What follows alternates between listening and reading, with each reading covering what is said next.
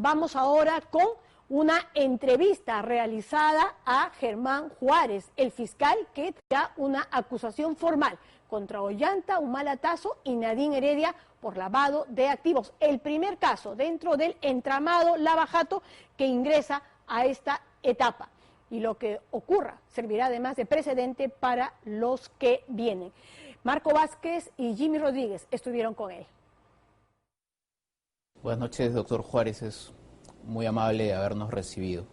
Han sido más de 4 años de investigación para usted. Definitivamente los Humala Heredia son culpables. Lo que te puedo decir es de que el Ministerio Público ya concluyó una investigación preparatoria.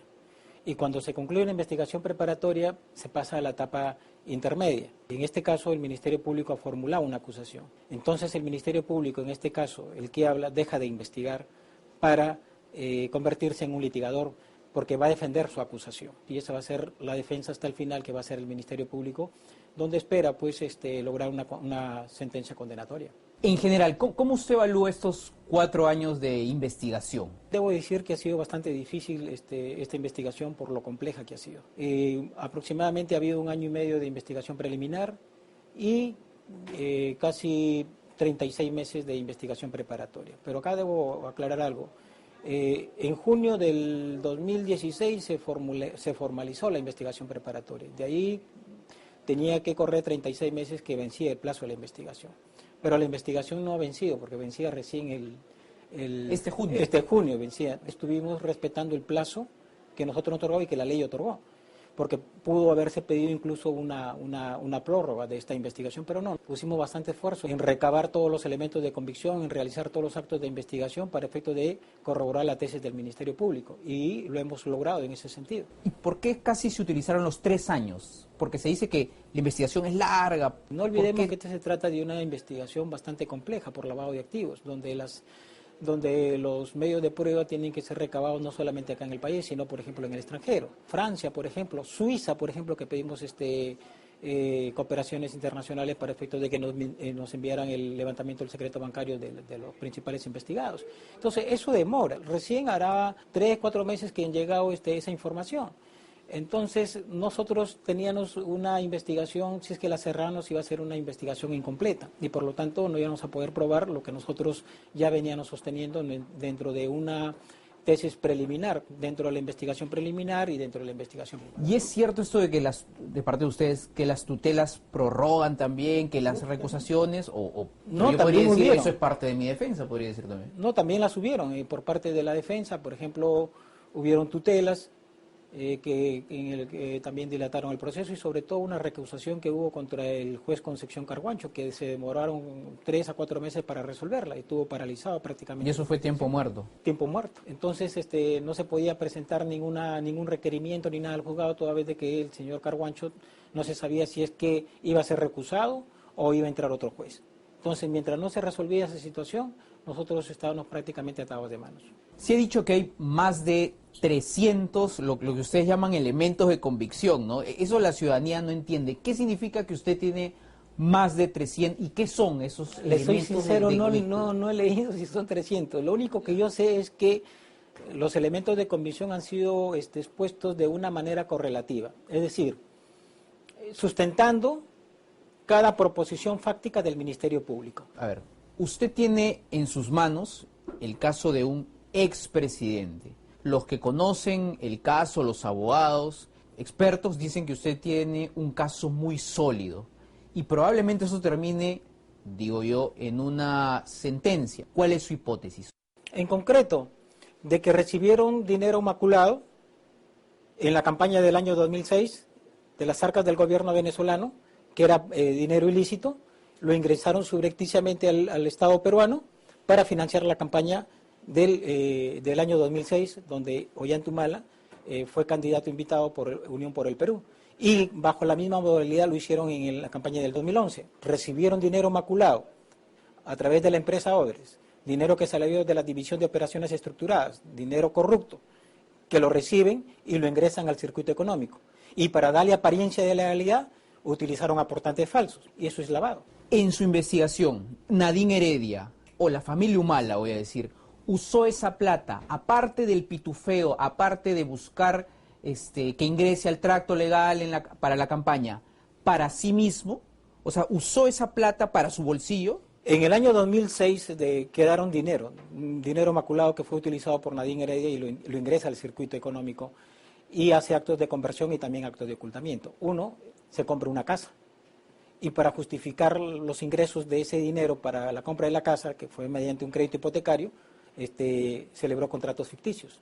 Está el contrato de apoyo total. Se ha dicho que esto es exagerado. Y aparenta ser exagerado. 26 años para Nadine Heredia y 20 años para el señor Ollanta Humala. Son penas que podrían ser de delitos de vida, ¿no? Pero esta cuestión es una cosa de plata, ¿no? ¿Por qué 26 años? A ver, para efectos de aplicar la pena y hacer una prognosis de la misma, no es porque existe un capricho, sino que si nosotros partimos de la pena abstracta, en este caso de una pena que establece de un delito grave de lavado de activos, de 10 a 20 años. Ok, 10 a 20 años. De 10 a 20 años es el margen de pena. Por lavado. Delito, por lavado agravado. Ya.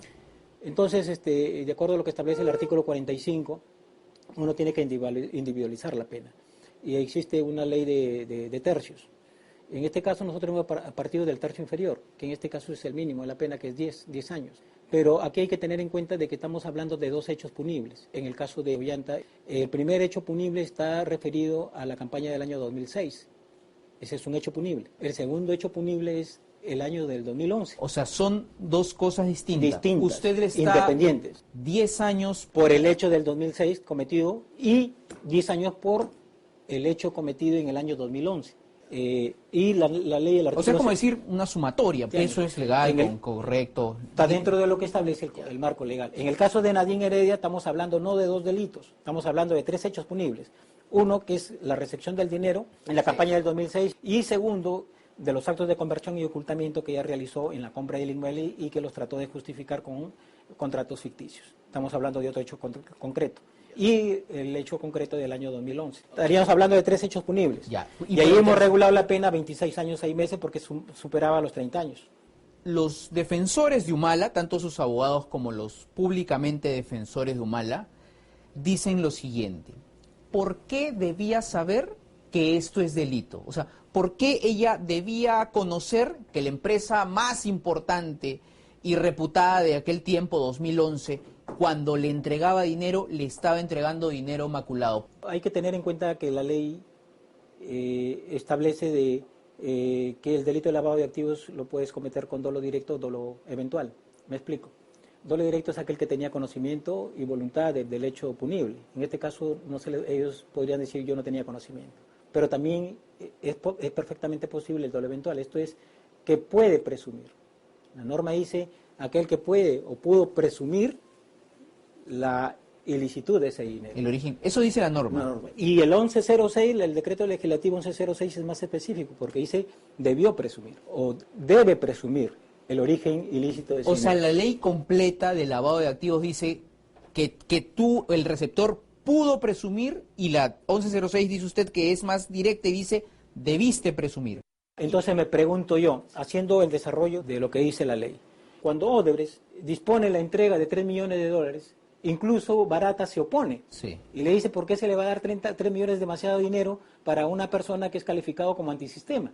Marcelo Odebrecht le dice, tú cumple, que es una disposición, que es un acuerdo que viene, que me lo ha pedido Palocci, y es un acuerdo con el Partido de los Trabajadores. ¿Por qué? Porque Marcelo Odebrecht tenía un fondo corrupto con el Partido de los Trabajadores, del cual disponía de dinero ya para financiar campañas. ¿Ya? Entonces, quien le pide el dinero es el Partido de los Trabajadores. Porque entonces, me pregunto yo, tú no te vas a dar cuenta, o al menos no vas a sospechar, de que un dinero que viene de un partido que era gobierno en ese entonces, que era el gobierno de Brasil, el gobierno de Brasil, que te va a apoyar con 3 millones, que no te los manda directamente, sino te los manda por intermedio de una empresa, y que te los haga llegar clandestinamente, ocultamente, y después yo, para justificar y darle legalidad a ese dinero, utilizo portantes falsos? claro, Hay que ser bastante ingenuos, claro, para no darse cuenta. Entonces, esa es una de los indicios, porque acá lo que se va a probar el dolo es a través de indicios. Lo de Venezuela ni siquiera lo voy a preguntar, porque es obviamente que viene de un gobierno especulado, ¿no? Puedo Esa es la tesis del Ministerio Público, porque Hugo Chávez no iba a sacar de su bolsillo para darles dinero, es donde tenía que salir, claro, de las empresas del Estado. Claro, de las arcas del Estado. por más que ella debió presumir o podía presumir, ok, recibió el dinero, se compró una casa, hizo consultorías falsas en el 2006, luego se metió con pitufos en el 2011, ok. ¿Qué tiene que ver en eso la institución Partido Político Nacionalista? O sea, ¿por qué usted pide que el Partido Nacionalista se termine? O sea, esa es la otra crítica, ¿no? Ese pedido se enmarca dentro del marco legal. Me explico. Aquí yo no estoy alegando de que los partidos políticos son una institución que se dedica a cometer crímenes, sino que los partidos políticos, en el caso del Partido Nacionalista, nace lícito, pero en el camino se va convirtiendo en actividades ilícitas que viene realizando a través de sus integrantes. En el camino ya sus líderes, al ver de que había cantidad de dinero que les podía quizás sacar de la pobreza o darles poder económico, lo distorsionan y lo utilizan justamente para lavar dinero. Entonces, la ley que dice que las personas jurídicas que son instrumentalizadas o que son utilizadas para cometer delito, simplemente tienen que ser incorporadas al proceso para efectos de las sanciones de ley, porque tienen que ser penalizadas. Y eso es lo que se ha hecho en este caso. No es que todas las organizaciones políticas hayan cometido crímenes, no, sino que en este caso particular es eso. Nosotros publicamos las agendas. Eso es un insumo periodístico que se convirtió en fiscal. ¿Se ha tomado eso? Sí, algunos documentos que nos han servido como fuente de prueba y que ha servido para corroborar otros hechos que estaban relacionados justamente con lo que aparece en algunos escritos de las agendas. Por ejemplo, nosotros estábamos aseverando de que había una comunicación vinculada, por ejemplo, con el máximo dirigente de OAS, Leao Piñeiro, Alfredo de Asís, y efectivamente existen anotaciones de citas con estas personas. Lógicamente que eso nos corrobora lo que ya nosotros veníamos manejando. Y lógicamente en ese sentido están siendo utilizadas estos documentos. El arqueo, por ejemplo, las cantidades de dinero que aparecen. De lo que decida la judicatura en el caso Humala Heredia, que es un caso de lavado de activos por aportes de campaña, ¿dependerá el destino de otros casos, como el de Keiko Fujimori? Yo pienso que sí, pero con las únicas peculiaridades que justamente te he esbozado, ¿no? En el caso de Keiko hablamos de un dinero que salió de la División de Operaciones Estructurales de Odebrecht, ¿no? Pero porque quiso aportar Odebrecht a la empresa. Pero en este caso, como hemos visto, como ya te he explicado, no es que Odebrecht quiso aportar directamente a Ollanta Humala, sino que vino un dinero pedido por el Partido de los Trabajadores. O sea, Ollanta y Nadine sabía que quien los estaba apoyando no era Odebrecht. Y lo otro es el dominio del hecho, ¿no? Lo que ustedes llaman dominio del hecho, que es Nadine controló todo, hasta operativamente. Y eso está probado.